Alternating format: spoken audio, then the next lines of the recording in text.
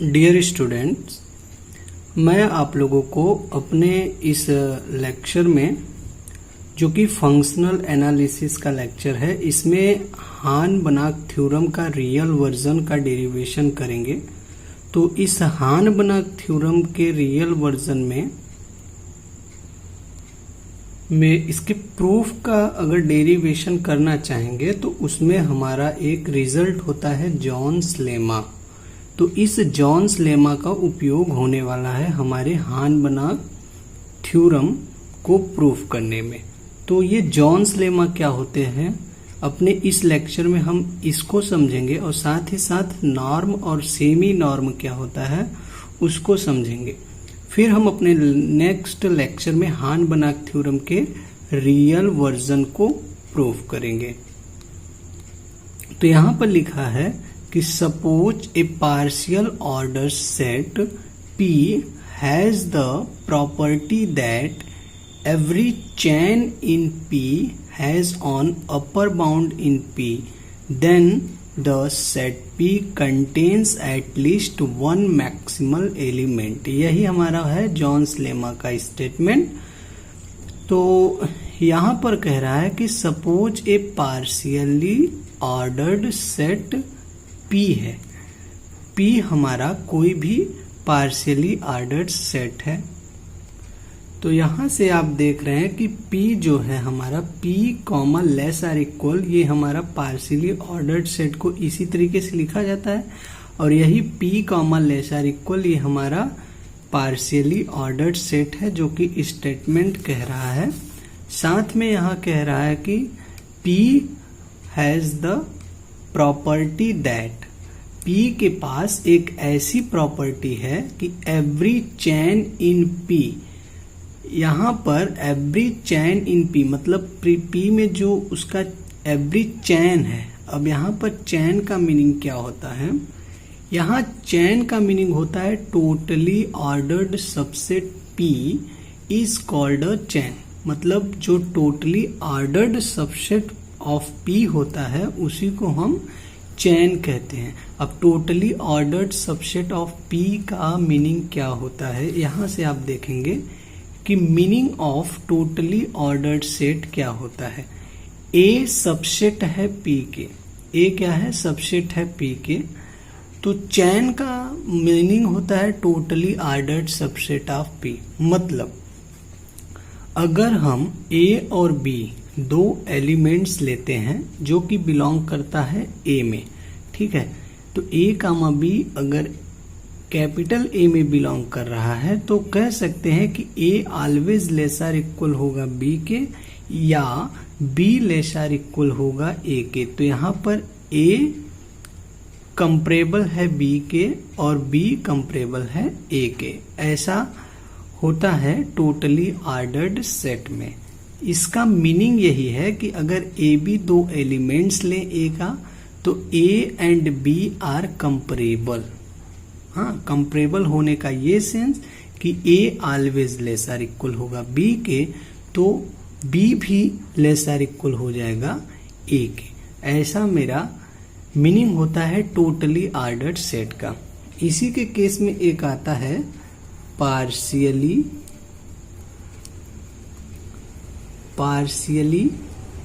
Ordered set.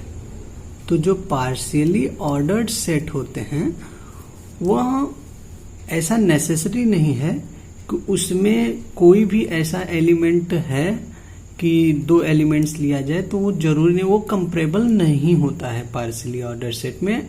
ऐसा भी हो सकता है कि कोई दो एलिमेंट्स ले तो उसमें कौन सा छोटा है या कौन सा बड़ा है, ऐसा हम निर्धारित नहीं कर सकते in case of a partially ordered set. But totally ordered set अगर कह दिया या चैन कह दिया तो इट मीन्स दैट कि इसमें किसी भी A का दो एलिमेंट्स A और B लेंगे तो always A less or equal होगा B के और B लेस आर इक्वल हो जाएगा A के। तो इसका मीनिंग यही है कि A and B are comparable. तो यह हमारा एग्जैक्टली मीनिंग होता है टोटली ऑर्डर्ड सेट का। यहाँ से हमने सिंपल वर्ड में इसको लिख भी दिया है कि A chain are totally ordered set, it means that if we take any two elements of A, then both are comparable. मतलब अगर A हमारा चैन है या टोटली ऑर्डर्ड सेट है, A क्या है मेरा, या चैन है या फिर टोटली ऑर्डर्ड सेट है, तो इसका यह मतलब हुआ, इट मीन्स दैट कि if we take any two elements, अगर हम इसका कोई दो एलिमेंट्स लेते हैं, देन बोथ आर कंपेरेबल, दोनों क्या होंगे, कंपेरेबल होंगे। तो यहां से आपको टोटली ऑर्डर्ड सेट का मीनिंग या चैन का मीनिंग आपको पता हो गया है। यहाँ वही बात लिखा गया है कि in partially ordered set all element is not comparable. Partially ordered set में प्रत्येक एलिमेंट्स कंपेरेबल नहीं हो सकते हैं, ऐसा, ठीक। यहाँ से जो जॉन्स लेमा होता है, ये फंक्शनल में जो भी एग्जिस्टेंस से रिलेटेड रिजल्ट होते हैं, एग्जिस्टेंस से रिलेटेड जितने भी रिजल्ट होते हैं, उस रिजल्ट को ऑलवेज हम यूज करते हैं जॉन्स लेमा या एक्सियम ऑफ चॉइस, बोथ, जो कि दोनों इक्विवेलेंट होते हैं एक दूसरे से, लेकिन एग्जिस्टेंस से रिलेटेड इन फंक्शनल में जो 80% थ्योरम होते हैं, वे सभी एग्जिस्टेंस से रिलेटेड रिजल्ट, उसे सभी हम जॉन्स लेमा या एक्सियम ऑफ चॉइस से प्रूफ करते हैं। तो ये बहुत ही इसका क्लासिकल रिजल्ट होता है या क्लासिकल एप्लीकेशन है जॉन्स लेमा। तो यहां से आप ये देख लिए हैं कि suppose a partial order set है P एक पार्शियल ऑर्डर सेट है, has the property that every chain, अर्थात उसके प्रत्येक चैन में, उसके प्रत्येक टोटली ऑर्डर्ड सबसेट में या चैन में P has the upper bound in P। अगर P के पास एक अपर बाउंड है तो then the set P contains, तो वह हमारा सेट P कंटेन्स करेगा एटलीस्ट वन मैक्सिमल एलिमेंट, एक मैक्सिमल एलिमेंट्स को कंटेन करेगा। तो यही हमारा होता है जॉन्स लेमा का स्टेटमेंट, ठीक है। साथ ही साथ नीचे एक और डिफिनेशन देखते हैं कि लेट X बी ए वेक्टर स्पेस ओवर F, जो कि F क्या है, रियल और कॉम्प्लेक्स है। फील्ड F हमारा यहाँ पर वेक्टर स्पेस ओवर F है, F हमारा फील्ड है, तो फील्ड या तो हम रियल लेंगे या फिर कॉम्प्लेक्स लेंगे। एंड P, ठीक है, और real value and P a real valued function है। P क्या है, हमारा रियल वैल्यूड फंक्शन है, जो कि defined on X such that by triangular inequality से Px plus y less or equal हो जाएगा Px प्लस Py के, जहां for all X comma Y belong कर जाएगा कैपिटल X के, एज इट इज यहाँ पर लिखा है कि P अल्फा X इक्वल हो जाएगा mod of alpha Px for all X belongings to capital X and alpha belongings to F। तो यहाँ से कह रहा है कि अगर X कोई भी वेक्टर स्पेस है ओवर फील्ड, जो कि फील्ड हम रियल और कॉम्प्लेक्स लेंगे, एंड P कोई भी रियल वैल्यूड फंक्शन है जो कि डिफाइंड है X पर, X यानी वेक्टर स्पेस पर, तो अगर ये दो प्रॉपर्टीज को सेटिस्फाइड करेंगे, तो यहाँ से कह सकते हैं कि then function P is called a semi norm. तब हम फंक्शन P को क्या कह देंगे, सेमी नॉर्म कहते हैं। इसके लिए आप यहाँ से एक प्रॉपर्टी नॉर्म का होता है कि अगर X इक्वल है 0 के, तो ये इम्प्लाइज करता है कि norm of X equal to 0। ये जो है ऑलवेज इम्प्लाई करता है कि अगर X 0 के इक्वल है तो इम्प्लाइज कर देगा कि नॉर्म ऑफ X भी इक्वल हो जाएगा 0 के। लेकिन नॉर्म के केस में होता क्या है कि अगर norm of X equal to 0 है तो ये बोथ इम्प्लाइज कर देगा कि X इक्वल टू 0। ये हमारा एडिशनल प्रॉपर्टी ऑफ नॉर्म होता है, ये नॉर्म की एडिशनल प्रॉपर्टी होती है। इन सेमी नॉर्म जो फर्स्ट है, सेमी नॉर्म में जो पहली प्रॉपर्टी है कि अगर नॉर्म ऑफ x इक्वल 0 हो जाए तो बोथ इंप्लॉइज कर देगा x इक्वल टू 0, जो कि एडिशनल प्रॉपर्टी ऑफ नॉर्म होता है, वही कह रहा है कि इन सेमी नॉर्म में जो फर्स्ट प्रॉपर्टी है is not necessary fulfil the condition first, यह नॉट नेसेसरी है कि कंडीशन फर्स्ट को फुलफिल करें। इन सेमी नॉर्म, अगर सेमी नॉर्म में px इक्वल हो जा रहा है 0 के और ये बोथ इंप्लॉइज कर दे रहा है कि x इक्वल टू 0, तो p जो है, जो हमारा सेमी नॉर्म है, वो हमारा जो सेमी नॉर्म है उस किस में कन्वर्ट हो जाता है, नॉर्म में कन्वर्ट हो जाता है। अब अगर कोई भी सेमी नॉर्म है और px इक्वल टू 0 है और वो इंप्लॉइज कर रहा है x इक्वल टू 0, तो p इंप्लॉइज कर देगा नॉर्म में कन्वर्ट हो जाएगा। इसको हम इजिली प्रूफ कर सकते हैं। तो इसके लिए इसका एक हम एग्जांपल लेके इसे हम बता रहे हैं कि अगर किसी भी सेमी नॉर्म को नॉर्म में कैसे कन्वर्ट करते हैं, कब जब px इक्वल टू 0 हो जाए और वो बोथ इंप्लॉइज कर दे x इक्वल टू 0 के लिए। तो इसके लिए यहाँ पर हमने एक एग्जांपल को लिया है जो कि RA, B है। ये है collection of real valued Riemann integrable function on A, B। ये collection of a real valued Riemann integrable function है ऑन A, B में। तो डिफाइन, एक हम फंक्शन को डिफाइन करते हैं जो कि इस तरीके का होता है कि PF इक्वल हो जा रहा है integration A to B mod of fx dx is semi norm. ये हमने एक फंक्शन को डिफाइन किया जो कि ये फंक्शन है pf equal to integration A to B mod of fx dx is semi norm, और यही कह दिया कि इज सेमी नॉर्म है। तो one can easily check that कि p satisfied the condition first and second. तो यहाँ से हम इजिली चेक कर देंगे कि p सेटिस्फाइड करता है कंडीशन फर्स्ट और सेकेंड को। तो अगर यहां से p0 लेते हैं जो कि इक्वल होता है integration A to B mod of 0 dx के, तो ये टोटली वैल्यू इक्वल हो जाएगा 0 के, क्योंकि f आइडेंटिकली 0 है ऑन A, B पे। तो इसके थ्रू यहां से integration A to B mod of 0 dx equal हो जाएगा 0 के। तो यहां से pf इक्वल हो जाएगा integration A to B mod of fx dx, जो कि इक्वल हो जाएगा 0 के। ये डज नॉट इम्प्लॉय करता है कि f आइडेंटिकली 0 है ऑन A, B पे। तो यहां से p is not a norm, तो p हमारा नॉर्म नहीं होगा, but p is a semi norm will convert to norm if p is not a norm. तो यहां से p हमारा नॉर्म नहीं हो रहा है, बट लेकिन p is a semi norm. अगर p सेमी नॉर्म है तो विल कन्वर्ट टू नॉर्म, इसको हम नॉर्म में कन्वर्ट कर सकते हैं। कब?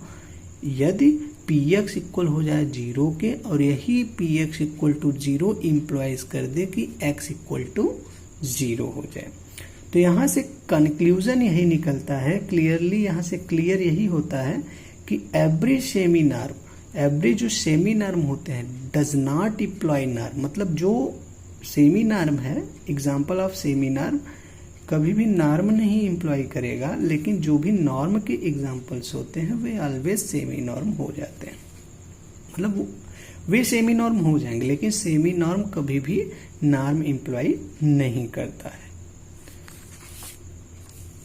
तो यहां से आप देख लिए कि let x be a vector space over f equal to this and p is a real valued function defined on x है। तो ये दोनों प्रॉपर्टीज जो फुलफिल करेगा, होल्ड करेगा, तो the function p is called a semi norm. बाकी वो कंडीशन मैंने बताया कि नॉर्म की जो एडिशनल प्रॉपर्टीज होती हैं उसके थ्रू क्या क्या कंडीशन बनते हैं।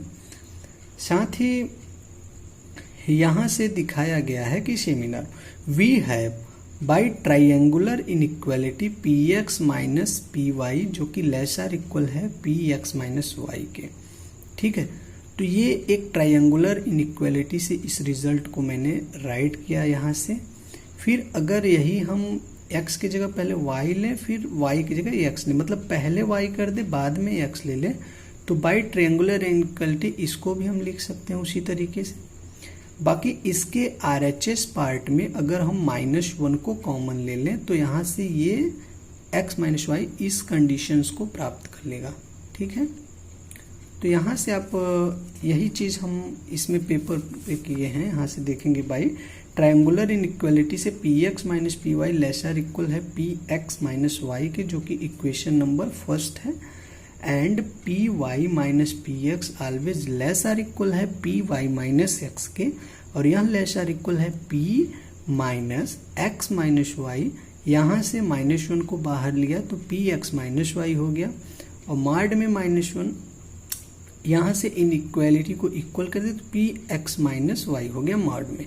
ठीक है, तो यहाँ से जब हम फिर से माइनस यहाँ पर अगर माइनस की मल्टीप्लाई करेंगे तो ये इनइक्वालिटी अगर लेस आर इक्वल है, ठीक है, तो यहाँ से ये चीज़ प्राप्त हो जाएगा। इसको हम इक्वेशन नंबर सेकंड मान लेते हैं। ठीक है, तो जब हम फर्स्ट और सेकंड को कंपेयर करेंगे तो इस रिजल्ट को हम प्राप्त करेंगे। अब इस रिजल्ट से ये चीज़ हम कैसे लिखे हैं कि अगर ये चीज़ ऐसे है कि यदि ये रिजल्ट है, यूज दिस रिजल्ट, इस रिजल्ट का उपयोग किए हैं इस कंडीशन से यहाँ पर आने के लिए।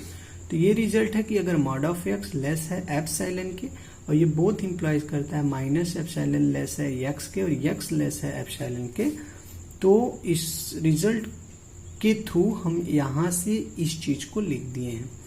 और जब इसी में y इक्वल टू 0 पुट करते हैं तो ये रिजल्ट मिलता है, और यहाँ से ये इम्प्लाइज कर देगा कि P S always greater or equal है 0 के, और जो कि ऑलवेज हमारा क्या होगा, नॉन नेगेटिव होगा। तो यहाँ से हमारा ये दोनों डेफिनेशन कंप्लीट होता है, और इसके पीछे बहुत सारी और बातें सीखी गई यहाँ से। तो ये देख सकते हैं कि रिजल्ट फाइनली यहाँ से आपको मिल गया, P X greater equal to 0 for all X belongings to capital X when P is a semi norm such that P X always greater होगा 0 के for each X does not equals to 0, तो we call it a norm and the pair X comma P is called the norm space. अगर p semi norm है और ऐसा है कि P X greater है 0 के for each X does not equals to 0, मतलब प्रत्येक X does not equals to 0 के लिए p अगर सेमी नॉर्म है और वो ऐसा है कि पी एक्स ऑलवेज ग्रेटर है 0 के, तो we call it a norm and the, तो इसे हम क्या कहेंगे, नॉर्म कहेंगे। ठीक है, अगर p सेमी नॉर्म है और ऐसा है कि पी एक्स ग्रेटर है 0 के और x does not equals to 0 है, तो इसको हम क्या कहेंगे, नॉर्म। एंड अगर इसी का पेयर ले लेंगे, and the pair x comma p, अगर इसका पेयर ले लेते हैं तो यही is called a normed space. ये हमारा क्या बन जाता है, नॉर्म्ड स्पेस बन जाता है। तो आई होप यहाँ से आपको जॉन्स लेमा और सेमी नॉर्म और नॉर्म की डिफिनेशन को क्लियर कराया है। इन तीनों डिफिनेशन का उपयोग होने वाला है हान-बनाक थ्योरम के डेरिवेशन में।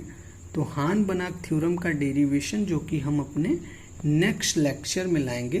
तो नेक्स्ट लेक्चर में आपको यही 3 डिफिनेशन, जो कि जॉन्स लेमा एक है और 2 डिफिनेशन है सेमी नॉर्म और नॉर्म का, तो इन्हीं दोनों को उपयोग से हान-बनाक थ्योरम का रियल वर्जन प्रूफ होगा।